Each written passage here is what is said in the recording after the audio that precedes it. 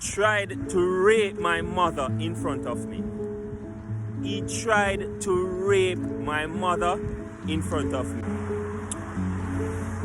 You know what I've learned over my years of living on this earth is that you cannot trust everyone. You cannot put your trust in everyone. It doesn't matter how some people may be nice. You have to be careful of who you trust. You have to be careful of them. I'm going to give you a story on how evil people can be, right? So I remember, I think back in 2009, you know, my mother just got sick and she was blind, and she was suffering from chronic illnesses, right? Like diabetes, kidney problems, liver problems, the whole works, right? So she was really, really sick. And, you know, we had this neighbor that was, you know, kind of starting to check up on us.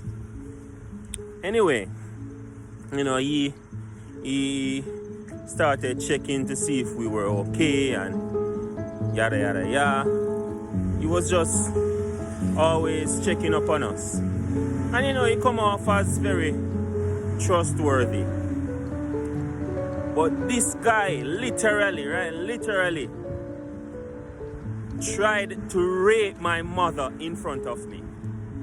He tried to rape my mother in front of me. And people, it was a good thing that I was there. I was about 14 at the time, or 13. But you know, I used my brain in that moment to de-escalate the situation. Took my mother, put her in the room, in her bedroom, went in there. Then he came in the bedroom. Then I pulled her out of the bedroom and brought her into the bathroom and closed the door. Right? And then I stood at the door, and then he came and turned back and, you know, went on outside of the house. You know, he came out. Before that he was drinking, I think. But I'm not going to I'm not going to say, oh, because he was drinking, he did not know what he was doing and blah, blah, blah. But it's crazy that, you know, he was being nice all this time just because he wanted to have relations with my mother.